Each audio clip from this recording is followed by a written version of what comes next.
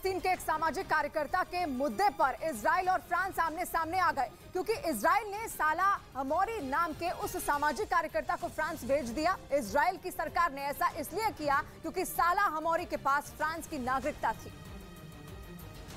लेकिन इजराइल की सरकार के इस फैसले से उसके और फ्रांस के रिश्ते बिगड़ सकते हैं, क्योंकि फ्रांस ने इसे नियमों का उल्लंघन माना और सालाह हमौरी को वापस फ्रांस भेजे जाने पर ऐतराज जताया। जबकि इजराइल की सरकार ने डंके की चोट पर ऐलान किया और बयान दिया कि इंसाफ हो गया है और सालाह हमौरी को इजराइल से निकाल दिया गया है। इजराइल हमौरी को आतंकी मानता है, क्योंकि उसका कहना है कि सालाह हमौरी का संबंध कट्टरपंथी संगठन PFLP यानी popular front for the liberation of फिलिस्तीन से है और इसीलिए इजराइल ने हमौरी को देश से निकाल दिया। लेकिन फ्रांस ने इस कदम को गलत बताया। फ्रांस ने इजराइल से एक बार नहीं बल्कि कई बार कहा कि वो फिलिस्तीन के सामाजिक कार्यकर्ता को ना निकाले, लेकिन इजराइल ने अपनी सुरक्षा का हवाला देकर वही किया जो उसने सोचा था, क्योंकि हमौरी उस संगठन के वकील रह चुके हैं जो PFLP से संबंध रखने वाले फिलिस्तीनी कैदियों की मदद करता है। यही नहीं, हमौरी को यहूदी धर्मगुरु की हत्या की साजिश रचने के मामले में दोषी ठहराया गया था और वो 7 साल तक जेल में बंद थे। लेकिन 2011 में हमास के 7 कैदियों की अदला बदली के तहत उन्हें रिहा कर दिया गया था, जिसके बाद लगातार ये कोशिश हो रही थी कि यरूशलेम में पैदा हुए सालाह हमौरी को वहां भेजा जाए जहां उन्हें नागरिकता मिली है, यानी कि फ्रांस, क्योंकि यरूशलेम में पैदा हुए फिलिस्तीनी लोगों के पास सिर्फ वहां रहने का अधिकार होता है, उन्हें वहां की नागरिकता नहीं मिलती और इसीलिए उन्हें फ्रांस भेजा गया, जिसके बाद इजराइल और फ्रांस के बीच कूटनीतिक विवाद खड़ा होने का खतरा पैदा हो गया।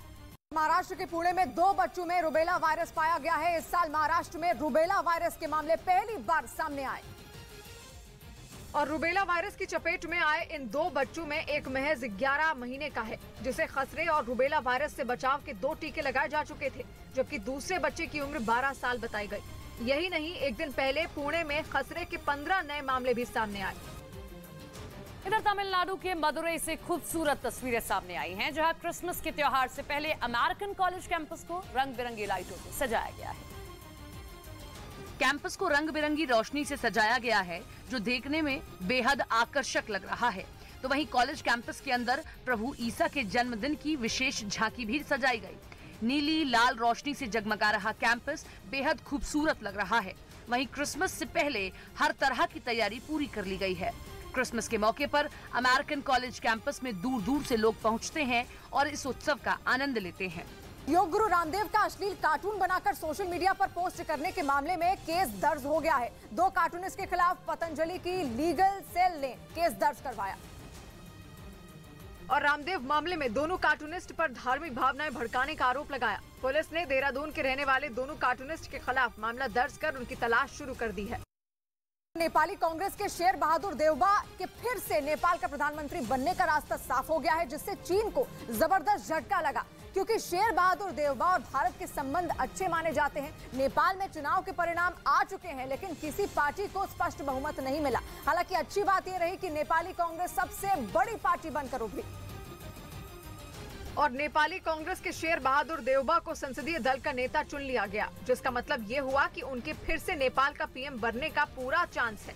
और ये चीन के लिए बुरी और भारत के लिए अच्छी खबर है, क्योंकि शेर बहादुर देउबा की छवि उन नेताओं की रही है जिनके भारत से अच्छे रिश्ते हैं। वो इसी साल भारत के दौरे पर भी आए थे और PM मोदी से उनकी मुलाकात हुई थी, जबकि इससे पहले KP ओली के कार्यकाल में भारत और नेपाल के संबंधों में खटास आ गई थी, क्योंकि विस्तारवादी नीति अपनाने वाले चीन ने नेपाल को अपनी चिकनी चुपड़ी बातों में फंसा लिया था। KP ओली तो ये तक कहने लगे थे कि नेपाल के उन हिस्सों को वापस लाएंगे जिन पर भारत अपना दावा करता है, जिसका नतीजा ये हुआ कि KP ओली के कार्यकाल में भारत और नेपाल के रिश्तों का बुरा दौर आ गया, क्योंकि भारत के अच्छे दोस्त रहे नेपाल के ऊपर चीन की नजर पड़ गई है और उसने belt and road initiative project के तहत नेपाल को अपनी बातों में फंसा लिया है। लेकिन सत्ता में देउबा की एंट्री ने चीन के प्लान पर पानी फेर दिया। नेपाल का PM बनने के बाद वो भारत भी आए थे और दोनों देशों के रिश्ते बेहतर करने पर जोर दिया था, जिसे चीन के लिए झटका माना जा रहा है, क्योंकि नेपाल और भारत की करीबी चीन के लिए किसी बुरे सपने जैसा है। और देउबा के फिर से PM बनने के बाद चीन की नेपाल के रास्ते भारत की घेरेबंदी करने का प्लान ठंडे बस्ते में चला जाएगा। भुवनेश्वर में एक आदमी का हाई वोल्टेज ड्रामा देखने को मिला है, जब वो एक होर्डिंग पर चढ़ गया और अपनी मांगे पूरी न होने पर मरने की धमकी देने लगा। भुवनेश्वर के शिशु भवन चौराहे पर एक आदमी होर्डिंग पर चढ़ गया और खुद को जान से मारने की धमकी देने लगा। कई घंटों तक ये हाई वोल्टेज ड्रामा चलता रहा, जिसके बाद पुलिस और दमकल विभाग की टीम मौके पर पहुंची और कड़ी मशक्कत के बाद आदमी को समझाकर उसे नीचे उतारा।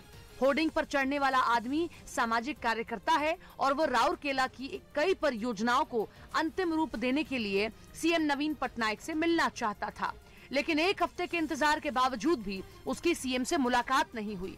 ऐसे में गुस्से में आकर वो होर्डिंग पर चढ़ गया और अपनी मांगे पूरी न होने पर खुद को जलाकर मारने की धमकी देने लगा, जिसके बाद पुलिस ने मौके पर पहुंचकर उसे होर्डिंग से नीचे उतारा। ये नया इंडिया, नए नजरिए का इंडिया, जहां लोगों का नंबर 1 भरोसा बनता है, वो जो उनके मुद्दे, उनकी आवाज निडर होकर उठाता है, लोगों की नंबर 1 पसंद बनता है, वो जो सिर्फ रफ्तार नहीं जिम्मेदारी पर भी विश्वास रखता है। देश का नंबर 1 न्यूज चैनल बनता है, वो जो देश हित और जनहित दोनों को सर्वोपरि समझता है। न्यूज 18 इंडिया, नए इंडिया का नया नंबर 1 न्यूज चैनल।